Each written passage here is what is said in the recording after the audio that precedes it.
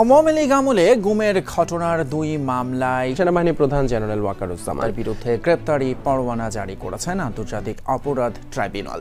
Prosecution বলছে এই বিচার কোনো বাহিনীর বিরুদ্ধে নয়, যারা অপরাধে জড়িত তাদের বিরুদ্ধে। আওয়ামী লীগের দীর্ঘ শাসনামলে বিরোধী লোকদের গুম করে র্যাবের টাস্কফোর্স ইন্টারোগেশন টিএফআই সেল ও জেআইসিতে বন্দী রেখে নির্যাতনের ঘটনায় মানবতা বিরোধী অপরাধের 2 মামলায় সেনাপ্রধান জেনারেল ওয়াকারুজ্জামানের বিরুদ্ধে গ্রেপ্তারি পরোয়ানা জারি করা হয়। এর আগে ক্ষমতাচ্যুত প্রধানমন্ত্রী শেখ হাসিনা সহ 13 জনের বিরুদ্ধে আনুষ্ঠানিক অভিযোগ বা ফরমাল চার্জ দাখিল করা হয়। ক্ষমতাচ্যুত আওয়ামী লীগ সরকারের আমলে গুম করে নির্যাতনের অভিযোগে করা 2টি মামলায় যাদের নামে গ্রেপ্তারি পরোয়ানা জারি করা হয়েছে তাদের মধ্যে সাবেক ও কর্মরত মিলিয়ে 24 জন সামরিক কর্মকর্তার নাম আছে। তাদের মধ্যে 14 জন কর্মরত এবং 10 জন অবসরপ্রাপ্ত সেনা কর্মকর্তা। বাংলাদেশের বিতর্কিত সেনাপ্রধান হাসিনা অ্যাপয়েন্টেড সেনাপ্রধান মিস্টার ওয়াকারুজ্জামান ধীরে ধীরে সাইজ হতে শুরু করেছে। মিস্টার ওয়াকারুজ্জামানের সামনে আরো কঠিন পরিস্থিতি অপেক্ষা করছে। আর কোনো উপায় নেই, ওয়াকারের সব রাস্তা বন্ধ। এবার চূড়ান্ত ঘটনা ঘটবে। দিন দিন পরিস্থিতি আরো জটিল হচ্ছে। ওয়াকারের পৃথিবী ছোট হয়ে আসছে, তার সামনে অন্ধকার ধেয়ে আসছে। বাংলাদেশ সেনাবাহিনীকে নিয়ে এতদিন যখন কেউ বলতো যে বাংলাদেশ সেনাবাহিনীর শীর্ষ কর্মকর্তারা গুম, খুন, হত্যা সহ বিভিন্ন রকম মানবতা বিরোধী অপরাধের সাথে জড়িত রয়েছে এবং তারা এই সমস্ত অপরাধের যেই আলামত সেগুলো তারা নিশ্চিহ্ন করার চেষ্টা করছে, তখন কিন্তু আমরা কেউই এটা বিশ্বাস করতাম না এবং আমরা বলতাম যে বাংলাদেশ সেনাবাহিনী হচ্ছে যে বাংলাদেশের মধ্যে যারা দেশপ্রেমিক এবং দেশপ্রেমিক কর্মকর্তা রয়েছে তাদের মধ্যে সবথেকে বেশি দেশপ্রেমিক কর্মকর্তা হচ্ছে সেনাবাহিনীর কর্মকর্তা। সুতরাং তারা এই অপরাধী হতেই পারে না। তবে এখন কিন্তু এই গুম, খুন এবং মানবতা বিরোধী অপরাধের অপরাধী সেনা কর্মকর্তারা তারাই প্রমাণ করে দিয়েছে যে না, আসলে সেটা সত্য, তারা এই সমস্ত অপরাধের সাথে জড়িত এবং তারা এর আলামত নিশ্চিহ্ন করার চেষ্টাও করেছে। কারণ এবার কিন্তু সেই গুম, খুন সহ মানবতা বিরোধী অপরাধের দায়ে ইতিমধ্যেই বেশ কিছু শীর্ষ সেনা কর্মকর্তার বিরুদ্ধে আন্তর্জাতিক অপরাধ ট্রাইব্যুনালে গ্রেফতারি পরোয়ানা জারি হয়েছে, যে কারণে কিন্তু এবার হাতে নাতে ধরা পড়েছে সেনাবাহিনীর শীর্ষ কর্মকর্তা। দর্শক, এ বিষয়ের কিছু অংশ ভিডিওর শুরুতে শিরোনামে আপনারা দেখেছেন, বিস্তারিত দেখবেন পুরো ভিডিও জুড়ে। এ বিষয়গুলো দেখার পূর্বে আপনাদের একটা অনুরোধ করব, যারা আমাদের চ্যানেলে নতুন আসছেন চ্যানেলটি সাবস্ক্রাইব করে অল ক্লিক করে বেল আইকনটি চালু করে দিবেন। দর্শক, চলুন আমরা দেখব যে এবার মানবতা বিরোধী অপরাধের দায়ে যে এবার গ্রেফতারি পরোয়ানা জারি হওয়ায় হাতে নাতে ধরা পড়েছে সেনাবাহিনীর শীর্ষ কর্মকর্তা, সেটা আমরা দেখব। সেটা দেখার পূর্বে চলুন প্রথমে আমরা একটু দেখে আসি যে গুম, খুন, হত্যা সহ মানবতা বিরোধী অপরাধের সাথে আরও কোন কোন বাহিনীর সদস্যরা জড়িত রয়েছে এবং কি কি অপরাধে মূলত তারা জড়িত রয়েছে, সেটা আমরা প্রথমে কিছু অংশ দেখে এরপর ওই বিষয়টা দেখব। ধৈর্য ধরে একটা লাইক দিয়ে ভিডিওটি শেষ পর্যন্ত দেখতে থাকুন। ক্ষমতাচ্যুত আওয়ামী লীগ সরকারের আমলে গুম করে নির্যাতনের অভিযোগে করা 2টি মামলায় যাদের নামে গ্রেপ্তারি পরোয়ানা জারি করা হয়েছে তাদের মধ্যে সাবেক ও কর্মরত মিলিয়ে 24 জন সামরিক কর্মকর্তার নাম আছে। তাদের মধ্যে 14 জন কর্মরত এবং 10 জন অবসরপ্রাপ্ত সেনা কর্মকর্তা। এই 2টি মামলায় সেনা কর্মকর্তাদের বাইরে অন্য আসামিদের মধ্যে রয়েছেন ক্ষমতাচ্যুত প্রধানমন্ত্রী শেখ হাসিনা, সাবেক স্বরাষ্ট্রমন্ত্রী আসাদুজ্জামান খান কামাল, পুলিশের সাবেক মহাপরিদর্শক বেনজির আহমেদ। এছাড়া র্যাবের 2 জন সাবেক মহাপরিচালক আছেন। আগামী 22 অক্টোবরের মধ্যে অভিযুক্তদের গ্রেপ্তার করে আদালতে হাজির করার নির্দেশ দেওয়া হয়েছে। আইনজীবীরা বলছেন, ফৌজদারি ও মানবতা বিরোধী অপরাধের অভিযোগে কোনো মামলায় সামরিক বাহিনীর এত বড় সংখ্যক কর্মরত ও সাবেক কর্মকর্তার অভিযুক্ত হওয়ার ঘটনা বিরল। তবে বেসামরিক আদালতে সামরিক কর্মকর্তাদের বিচার সম্ভব। এই ধরনের নজির বাংলাদেশেই আছে। এদিকে গত ৬ অক্টোবর অন্তর্বর্তী সরকার আন্তর্জাতিক অপরাধ ট্রাইব্যুনাল আইনে এক সংশোধনী এনেছে। ওই সংশোধনী অনুযায়ী কোনো ব্যক্তির বিরুদ্ধে ট্রাইব্যুনালে আনুষ্ঠানিক অভিযোগ দাখিল করা হলে সেই ব্যক্তি সরকারি চাকরিজীবী হলে ওই পদে থাকতে পারবেন না বলে ট্রাইব্যুনালের একাধিক প্রসিকিউটর জানান। তবে ট্রাইব্যুনাল কোনো ব্যক্তিকে অব্যাহতি বা খালাস দিলে ওই ব্যক্তির ক্ষেত্রে এই ধারা প্রযোজ্য হবে না। এখন এই প্রজ্ঞাপনের কারণে ফৌজদারি অপরাধের মামলায় যেসব সেনা কর্মকর্তা অভিযুক্ত হবেন তারা আর সরকারি চাকরির কোনো পদে বহাল থাকতে পারবেন না। সেনা কর্মকর্তাদের বিচারের এই আইনগত বিষয়ে আন্তঃবাহিনী জনসংযোগ পরিদপ্তরের কাছে জানতে চাইলে এই মুহূর্তে এই বিষয়ে কোনো মন্তব্য নেই বলে জানানো হয়েছে। সুপ্রিম কোর্টের জ্যেষ্ঠ কয়েকজন আইনজীবী এবং সাবেক সেনা কর্মকর্তাদের সাথে কথা বলে জানা গেছে বাংলাদেশের বিচারিক ব্যবস্থায় এই ধরনের মামলার আরও উদাহরণ আছে। তারা জানান এর আগে ২০১৪ সালে নারায়ণগঞ্জের ৭ খুন মামলায় তৎকালীন ৩ জন সেনা কর্মকর্তা যারা র্যাবের অধীনস্থ ছিলেন তাদের বিরুদ্ধে অভিযোগ ওঠে। সেই সময় তাদের সেনাবাহিনী থেকে অবসরে পাঠানো হয়েছিল। পরে সাবেক ওই ৩ কর্মকর্তার বিচার প্রচলিত ফৌজদারি আইনই হয়। এ বিষয়ে জানতে চাইলে সুপ্রিম কোর্টের জ্যেষ্ঠ আইনজীবী জ্যোতির্ময় বড়ুয়া বলেন, পেশাগত কাজের সময় সেনাবাহিনীর কোনো সদস্য কোনো অপরাধ করলে তার সামরিক আইনে বিচার হবে। বিবিসি বাংলাকে তিনি বলেন, সেনাবাহিনীর কোনো সদস্য পেশাগত কাজ করতে গিয়ে যদি কোনো অপরাধ করেন তাহলে সেটি সামরিক আইনে বিচার হবে, কিন্তু যদি সাধারণ জনগণের বিরুদ্ধে কোনো অপরাধ করেন তখন তার বিচার সাধারণ আদালতে হতে কোনো বাধা নেই। পূর্বে এ ধরনের বিচারের একাধিক নজির রয়েছে। গত বুধবার গুমের ২ মামলায় কর্মরত ও অবসরপ্রাপ্ত ২৫ সেনা কর্মকর্তার বিরুদ্ধে জারি করা ওই গ্রেপ্তারি পরোয়ানা বৃহস্পতিবার পুলিশের মহাপরিদর্শকের কাছে পাঠিয়েছে আন্তর্জাতিক অপরাধ ট্রাইব্যুনাল। একাধিক কর্মকর্তার সাথে কথা বলে জানা গেছে, হত্যা, ধর্ষণ ও ডাকাতি এই ৩টি অপরাধে একজন সেনা কর্মকর্তা বা সদস্যের বিচার প্রধানত প্রচলিত ফৌজদারি আদালতে করতে হবে। সাবেক সেনা কর্মকর্তা মেজর জেনারেল অবসরপ্রাপ্ত ডক্টর মোহাম্মদ নাইম আশরাফ চৌধুরী জানান, ফৌজদারি অপরাধের বিচার হওয়ার কথা সিভিল কোর্টে, তবে সামরিক আইনে বিচার করতে হলে ওই কোর্টের বিচারকের অনুমতি সাপেক্ষে তা সামরিক কোর্টে নিয়ে আসা যায়। এক্ষেত্রে 2টি অপশনই রয়েছে, তবে অবসরপ্রাপ্ত সেনা সদস্য বা কর্মকর্তার বিচার প্রচলিত আদালতেই হয়। এদিকে ২০১৪ সালে ৭ খুন মামলায় যেসব সেনা কর্মকর্তা অভিযুক্ত হয়েছিলেন তাদের বিচার সেনাবাহিনীর আইনে করা নিয়ে আইনি প্রশ্ন উঠেছিল।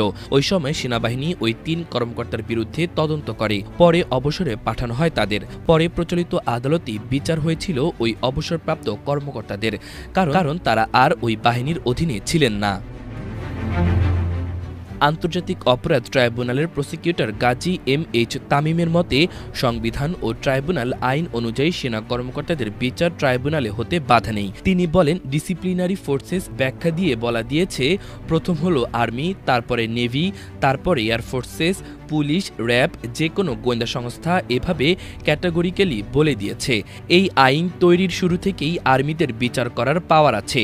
কর্মরত হলেও আর্মিদের বিচার সেনা আইনে করার কোনো সুযোগ নেই। বিচার এই আইনেই হতে হবে।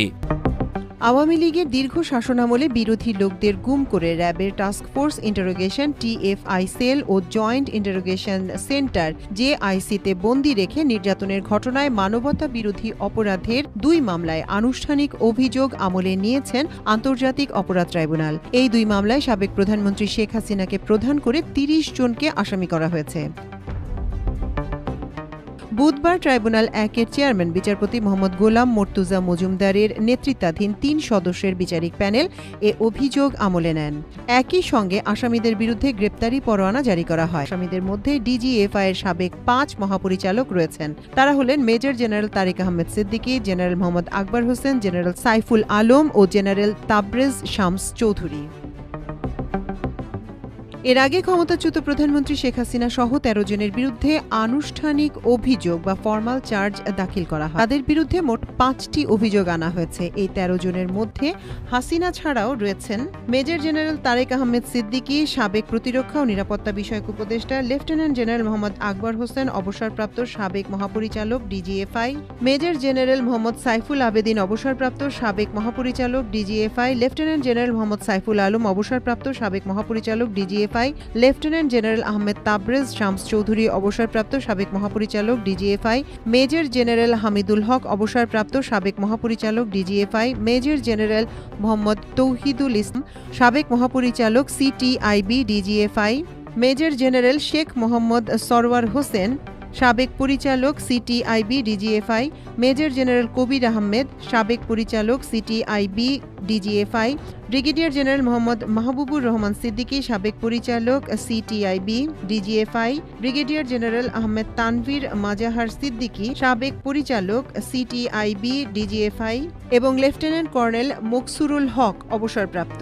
এদিন গুমের অভিযোগে দুটি ফরমাল চার্জ দাখিল হয়েছে। একটিতে গুমের টিএফআই ঘটনায় আসামি শেখ হাসিনা ও তারেক সিদ্দিকী সহ 17 জনের বিরুদ্ধে 5টি অভিযোগ আনা হয়েছে। তাদের বিরুদ্ধে অভিযোগ আনা হয়েছে, তাদের মধ্যে শেখ হাসিনা ও তারেক সিদ্দিকী বাদ দিয়ে আরও রয়েছেন আসাদুজ্জামান খান কামাল, সাবেক স্বরাষ্ট্রমন্ত্রী, বেনজির আহমেদ, সাবেক আইজিপি, এম খুরশিদ হোসেন, সাবেক মহাপরিচালক র্যাব, ব্যারিস্টার মোহাম্মদ হারুনুর রশিদ, সাবেক মহাপরিচালক র্যাব, কর্নেল আনোয়ার লতিফ খান, সাবেক অতিরিক্ত মহাপরিচালক ops RAB, brigadier general Mohammad Jahangir Alam, সাবেক অতিরিক্ত মহাপরিচালক ops RAB, brigadier general Tofail Mostafa Sarwar, সাবেক অতিরিক্ত মহাপরিচালক ops RAB, colonel A K M. Azad, সাবেক অতিরিক্ত মহাপরিচালক ops RAB, brigadier general Mohammad Kamrul Hasan, সাবেক অতিরিক্ত মহাপরিচালক ops RAB, brigadier general Mohammad Mahbub Alam, সাবেক অতিরিক্ত মহাপরিচালক ops RAB, colonel Abdullah Al Momen, সাবেক অতিরিক্ত মহাপরিচালক ops RAB, lieutenant colonel Mohammad Sarwar Bin Kashem, সাবেক পরিচালক ইন্টেলিজেন্স উইং র্যাব,